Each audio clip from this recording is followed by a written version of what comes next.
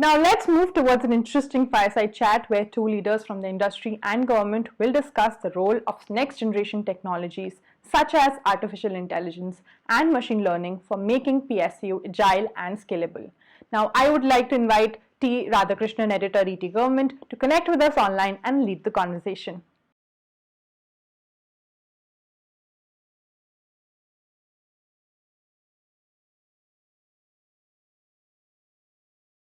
Mr. Arvind Singh, Chairman, Airports Authority of India, and Mr. Manav Sehgal, Head of Digital Innovation National Programs Worldwide, Public Sector, Amazon's Internet Services Private Limited. Welcome to the Fireside Chat on transformation of Airports Authority of India using modern age technology post-COVID scenario, part of the National PSU Summit by ET Government. Sir, I would like to ask you to begin with Mr. Arvind Singh. From business continuity and employee management point of view, how are you meeting the challenge of the COVID-19 pandemic? As you must have read and you must be informed that we have, while others are working from home, the senior management of Airports Authority is working in the office, and our staff and all the personnel working at the airport, especially the air traffic control towers, they're all working on the ground, and they're at the forefront of this war against COVID. So first of all, of course, you know that all flights were shut down in the month of March, and the challenge before us was to reach medical supplies, essential testing equipment, PPEs, and other medicines and life-saving drugs to different parts of the country, because there was a total lockdown. Road transport was not happening. Lorries were not moving. There were restrictions on interstate movement. And that is the time when the airport started buzzing, and you saw a lot of cargo flights operating. And we were able to reach medicines and essential medical equipment to far off areas in Northeast, to Ladakh, Kashmir. And none of you, I'm sure, have read anywhere about any shortage of medical supplies anywhere in the country. And that was largely due to this movement that took place before the restriction on road movement and other things were removed. So that was a period we were very, closely working. That was in the month of April mainly. And then on the 6th of May or whereabouts, the repatriation flights under Vande Bharat mission started. And that job, it was a big job to, because after shutdown and with the disease having spread, to, get these passengers who are arriving passengers off the aircraft, and then follow various quarantine and other restrictions which were varying in different states. So that was a challenge that we had to face, and I think we were reasonably successful in meeting that challenge. And then from the 25th of May, domestic flights opened up, and slowly you are aware that international flights have also opened up under the air bubbles while the repatriation flights are going on.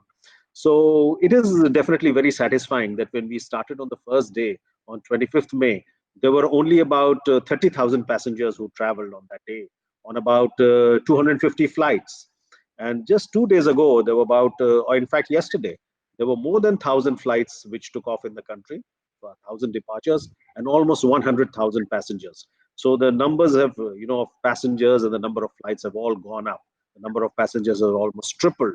And we expect that, growth trajectory to continue, at least for the next few months, to ensure normalcy. So we're still, of course, not at the pre-COVID level, which was even higher. But I am sure that once the confidence about flying and other things builds up, we will reach those levels sometime later in this year. Yeah, thank you, Mr. Singh. I would like to ask Mr. Manav, the COVID-19 has caused disruptions, the organizations, the way they operate. Remote working, contactless services have become order of the day. As an institution, global institution, how AWS helping organizations to ensure the business continuity? So I think I would look at this from three perspectives, right? One is obviously the fact that the digital worker needs to be enabled. Now, for enabling the digital worker, there are a number of business applications that are available on AWS Cloud, ranging from Alexa for Business for having devices which interact with voice interface, the Echo devices that you're aware of, or Amazon Chime for video conferencing, Work Docs for enterprise document storage and sharing, Workmail, and end user computing capabilities, which are literally having virtual desktops in the cloud with workspaces, or AppStream, where you have high visual demand applications, like, for instance, virtual labs for students, which you want to enable via the browser. So while you have these services which will help the digital worker, you also need to think about how things are changing for businesses. And I think if there's one thing which is happening is that we're all in this together. So collaboration is becoming increasingly important, and so is business model disruption. So on this front, what AWS is doing across the globe is working with our customers in organizing digital innovation workshops, where we actually walk through within a 10 to 12 week period. We walk through the set of new problems that the business is facing because of this disruption, because of this new normal. Take it through to working backwards from their end customers, take it through to prototype, and then to new digital offerings. So we have expertise available across the globe for our customers to tap into and really learn from the culture of innovation of Amazon, which has operated digital businesses for 25 years. And we're extending this now to what we call Cloud Innovation Center, where we are extending this collaboration between government, academia, research, and industry to really solve for some of those really big complex problems which cannot be solved by one single organization. So for instance, doing research for new strains of coronavirus. And all of this backed by a pace of innovation of AWS Cloud. Sir, I would like to ask you, as a public sector enterprise, you manage airports across the country, provide air navigation services, you handle thousands of aircrafts movement, millions of passengers, cargo too. Under Airports Authority of India, Vision 2026, that you want to be the preeminent air navigation service provider with global recognition. Could you please highlight your priorities as part of your vision? See, you rightly said that air navigation is a priority area for us because the Indian airspace is huge. It's starts from the Gulf in the Gulf area countryside from Muscat, Oman, and it goes on to covers part of the Indian Ocean and large parts of the Arabian Sea also. So it's very large. So we are very lucky. We have a very efficient system, and in our vision that that you mentioned, 2026, there is going to be a lot of technological upgradation happening in that area. And we have recently signed an MOU with Bharat Electronics to help us, because that is a leading service provider to the defense industry, to help us in this process of modernization. That will be one of the important features of our modernization. We are in talks with the Air Force and the defense authorities for efficient airspace utilization by way of flexible use of airspace. Hitherto, some areas were reserved for the defense, so can we do some flexibility there that reduces the cost of travel, saves fuel? Optimal resource use, reduction of airborne traffic congestion through air traffic flow management, that is we are working on. Efficient runway utilization by regulated departure sequencing, by airport collaborative decision making. This is happening at some airports, and we want to upgrade this in the future. Ensuring safety in the skies by modern ATM automation systems and also ground aids at the airport. The CAT systems, the instrument landing systems, and the other related hardware and software. And we are also using the space technology, using satellites to develop space-based ADS-B tools. And this ensures safety and efficiency for us, especially, as I said, some of the airspaces over the Bay of Bengal and the Arabian Sea region. So I think on all these aspects and our MOU with BEL, there is a very strong emphasis on constant modernization and upgradation of our air navigation services. So if I may ask you, what is the status of MOU with Bharat Electronics Limited? So we have just about a month ago signed the MOU, and as a follow-up to the MOU, we are preparing an action plan about whatever. So that action plan will be out in the public domain soon.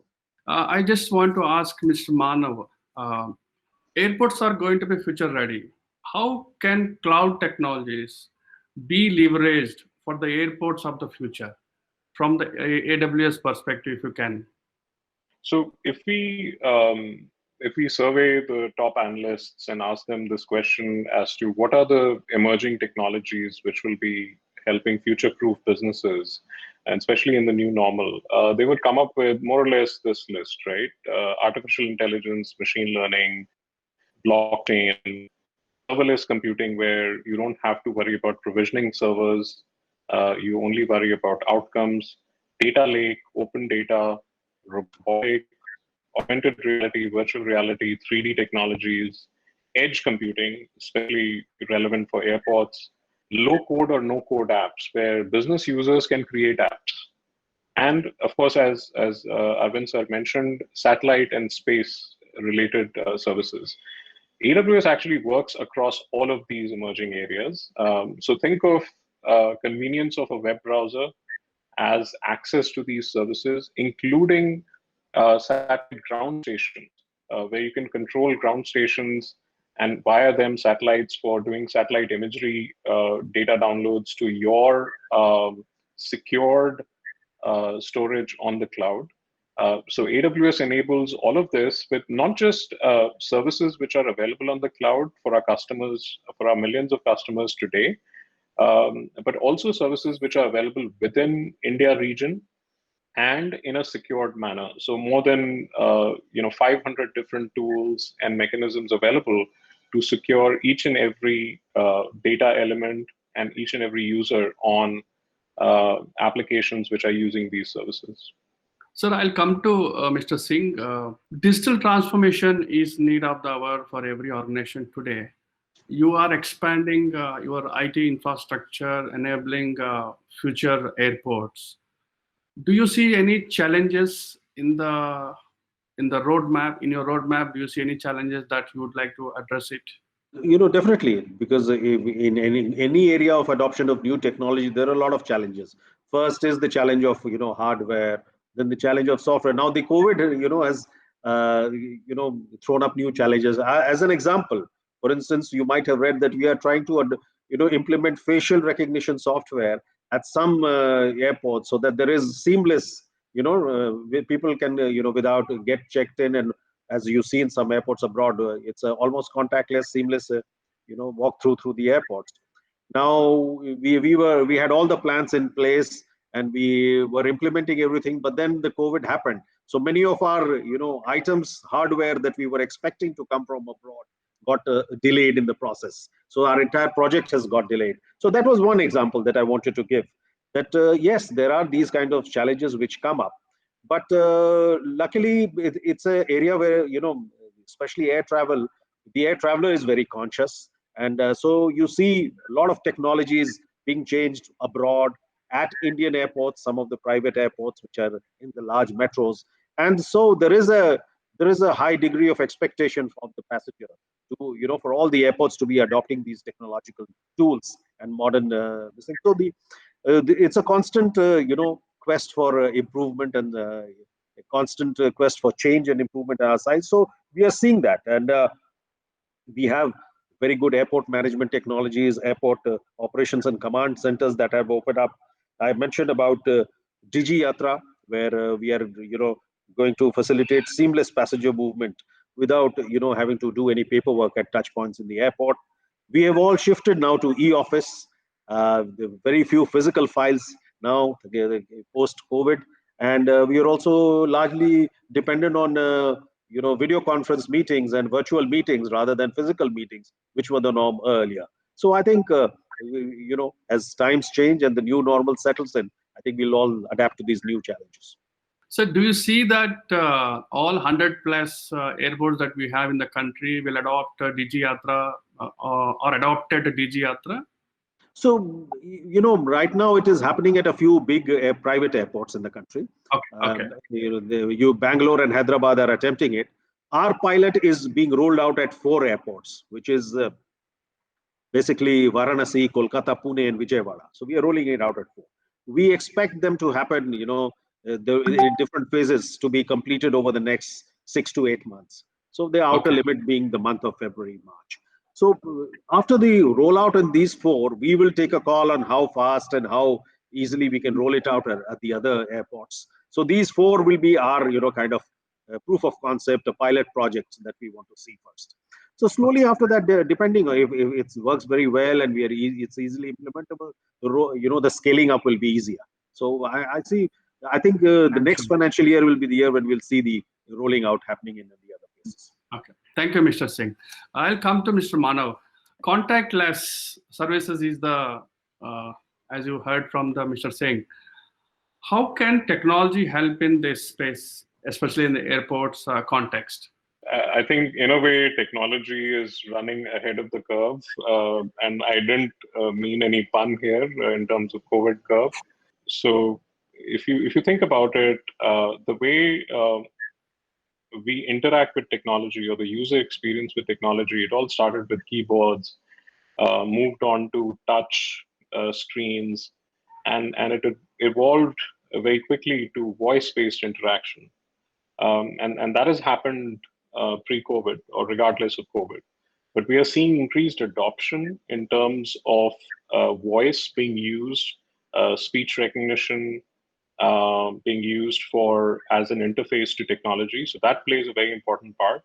And in relation to that, also virtual reality, augmented reality technologies, where the technology is speaking back or conversing back to the user, again combined with artificial intelligence. So if you talk in terms of AWS services, we have services called Sumerian, where you can create very quickly augmented reality, virtual reality experiences. We have services like Lex and Poly, which actually power the Echo Alexa devices in terms of chatbots and text-to-speech capabilities. And if you look at a bigger picture where all of this comes together, I'll share one Amazon innovation in recent times, which is Amazon Go Store, where we were trying to solve a different problem at that time, which is a busy office worker who wants to grab lunch, and they don't want to stand in queues, they don't want to go through point of sale terminals and interact with a lot of store staff, and they just want to go pick up whatever they need for lunch and just walk out. Now, for that technology to be enabled, we had to enable a mobile app which they could scan and enter the store, pick up the devices. We had to enable image recognition, video recognition, sensing technology, so that they can go through the store without a human operator, a store operator following them, and effectively just walk out of the store, and their app will be updated with the items that they picked up. Now, that contactless technology was invented before COVID, but since then, we've also now started introducing this as a service to some of our customers, where you could effectively implement this contactless shopping experience or contactless store experience, possibly within an airport of the future. Mr. Singh, I would like to ask you, many ministries and public sector organizations are supporting startup initiatives in the country. As part of your vision, do you see that startup initiative is given a significant push? Yes. We in fact, we were one of the pioneers to come out among the PSUs to come out with a startup policy, which came out in 2018. And we have identified a few startups, and we are in the process of hand-holding them and starting them, giving them financial support. There were some glitches initially in terms of, because it was something new, so we could not start the process as early as we wanted to. But I'm sure that at least in the next year, you'll see that 4 or 5 very good startups would have started work in the airport space in this country, across the length and breadth of the country. And luckily, we have a very good service provider and advisor in the form of Invest India, which is guiding and coaching all these startups which are there. So I think in the next 6 months, we'll see some these startups which have applied to us as a result of the policy, we actually start work on the ground. There's aspiration push from Atmanirbhar Bharat. Most of the ministries their vision is aligned with Bharat, how to make self-reliant Bharat. From Airports Authority point of view, what are your priorities? If there's any, Well, of course, one of the major is, of course, that some parts of our equipment that we procure using foreign exchange. And so, if we can save on foreign exchange, and if those, items can be manufactured in India. For instance, a lot of the air navigation equipment is not manufactured in India because of the limited market size or whatever. Most of the manufacturers are in the developed countries. So can we? That's why that MOU with the Bharat Electronics that I mentioned comes in handy. That okay. if we can manufacture such a specialized equipment in the country, that will help us in the movement towards a self-reliant. Other very sophisticated equipment, we have to depend on foreign suppliers. For an example, if you've read about the recent crash, the crash fire tenders that we used, especially to handle the accidents with large aircraft, are not manufactured in India. So can we, get them manufactured in India, these kind of equipment? Otherwise, we have to spend foreign exchange and get them into the country. The other areas where we are working very closely with the ministry is on, the MRO services, the maintenance and repair services of facilities, the MRO organizations which are there. Unfortunately, that's a huge market that is totally out of India. Most of the Indian aircraft have to go abroad for maintenance and repair. They only do basic line maintenance in the country.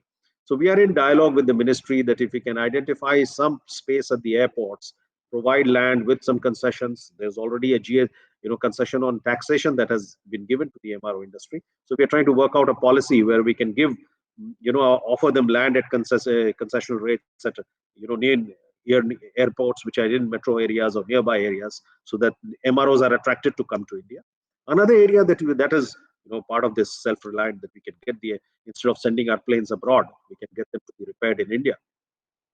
And another area is that a large proportion of our pilots go abroad to be trained, and then they come back and get employed as pilots. And the flying schools in the country are kind of have become non-viable because of a host of many issues. So we had set up a committee under the chairmanship of Air Chief Marshal Fali Major, who is a member of the board of Airport Authority, and that identified certain locations where the airports are available and they're not so busy, but land is available and other facilities can be made available at attractive rates to attract flying schools to start operating. And we are going to roll that out soon. And we hope that will, encourage more flying schools to set up shop in India and help stop this drain of or flight of students to, pick up the pilot licenses from abroad. Skill development. Do we have a sufficient skill sets that can manage airports in India? And last, are you open to the collaborations with the private parties? No, by and large, see, we have our own training academies. We are not only training our, engineers and other officials in the airport facilities. We are also training people from other countries, from Mauritius, Bhutan, Afghanistan, the African countries. They are all coming to be trained in our institute.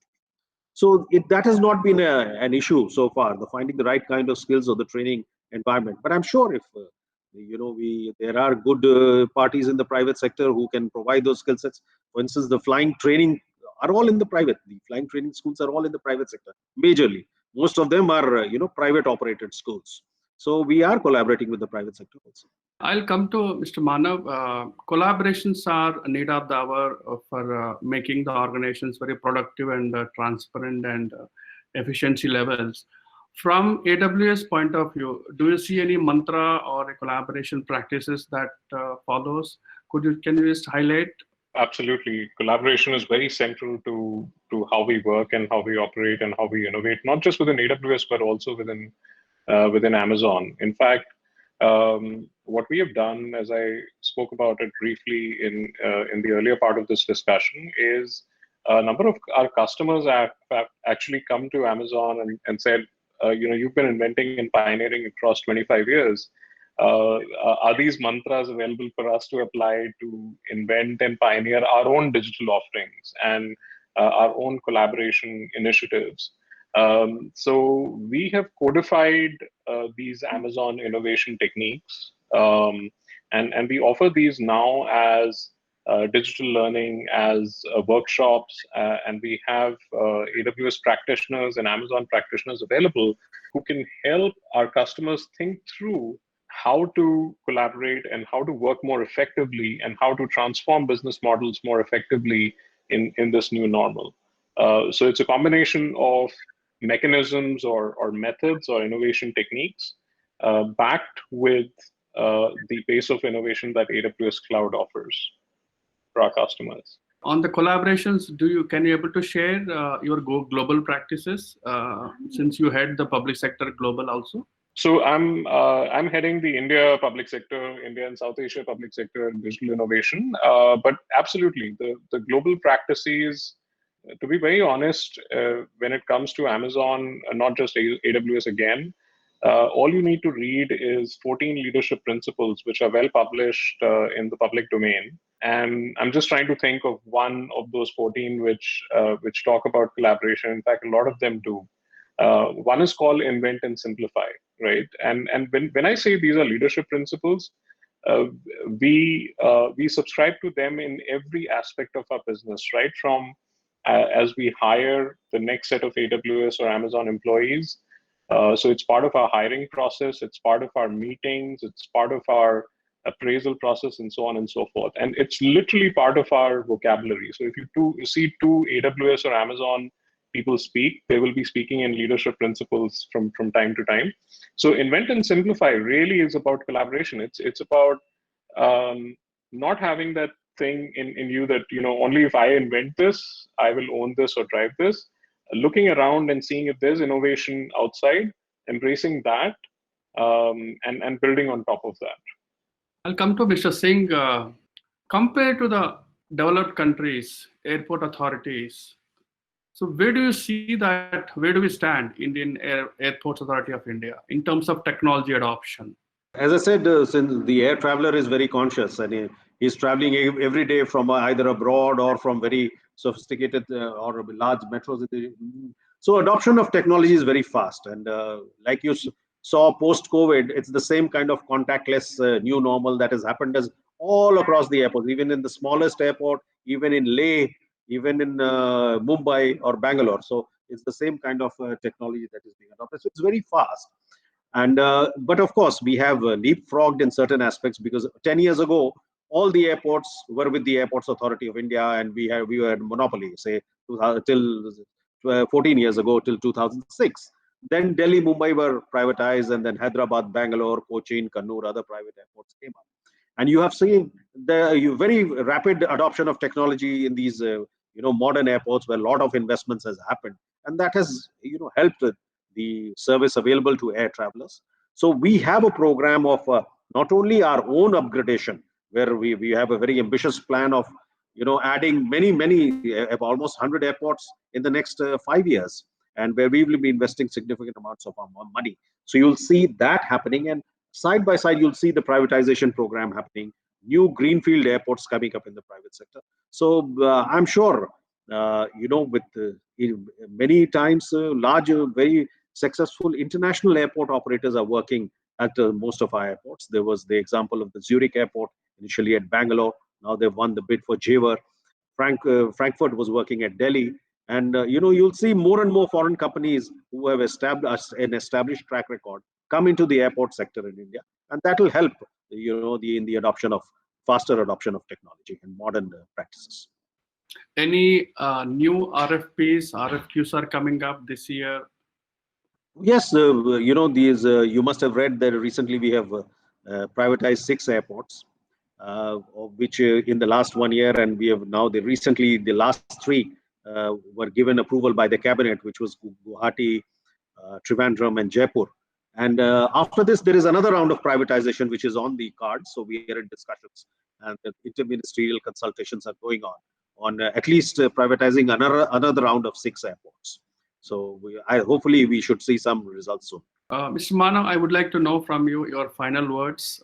Absolutely. I'll start, I'll finish with what I started, which is we're all in this together. I think we picked up some very important themes, which is being Atmanirbhar, collaboration, working with startups, and just the sheer pace of innovation. I think it's human beings, as I mentioned, prior to this discussion, are an adaptive species.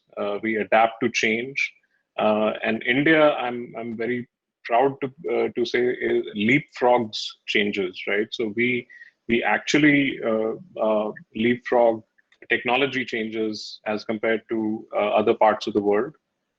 So we're in this together. Let's continue collaborating across industry, academia, research, and government. Thank you. Mr. Singh, I would like to know, 2020 year, of course, we all know that I'll definitely go by the COVID-19, but how significant is this for part of your 2026 vision? How important is 2020 for 2026 of Airports Authority of India? So 2020 is, gives us a time to take a step back, pause, and reflect. Because when I joined the organization in last year, we were in a frenetic pace of activity. We were, cash-rich, surplus organization, profit-making, dividend-paying, taking a large number of projects. But suddenly, COVID happened, and that has, kind of helped us. We've hit the pause button, and it has given us chance to reprioritize, rearrange our finances, arrange for newer avenues of finance, and reprioritize about whether the actual investments that we were talking about is essential. So it's very good that way, that it has helped us to focus again. And once our finances or the air travel, everything gets normalized, you'll see that projects will happen in a much better and a more focused manner. And final words from you, Mr. Singh, on the digital transformation. As I said, the airports as a sector is, very fast in adoption of technology, and we have no option but to do so, because, right now India is, once the, pre-COVID levels of travel are attained, all predictions are that by 2030 we'll be the third largest aviation market in the world, after US and China. So there will be a large volume of travelers. There will be a large number of airports, and there will be a large number of aircraft operating in the country. Today we have 600 aircraft. The numbers are expected to go up to double or triple that number. And pessimistic survey says the number will be doubled. A very optimistic projection says that India will have 2,000 aircraft in the near future. So, managing all these things will definitely require very intense technology, and the sector will have to become more technology intensive, manage the challenges of the huge numbers that are expected to come in the future. With this beautiful interaction with eminent speakers, we'll conclude our fireside chat on transformation of Airports Authority of India using modern age technology post-COVID scenario. I would like to thank you, both the eminent speakers, Mr. Arvind Singh, Chairman of Airports Authority of India, and Mr. Manav Sehgal, Head of Digital Transformation, National Programs, Worldwide Public Sector, Amazon Internet Service Provider. Thank you very much, gentlemen, for making today's Fireside Chat part of National Peace Summit a healthy one and very productive. Thank you very much. Thank you. Thank you. Thank you so much.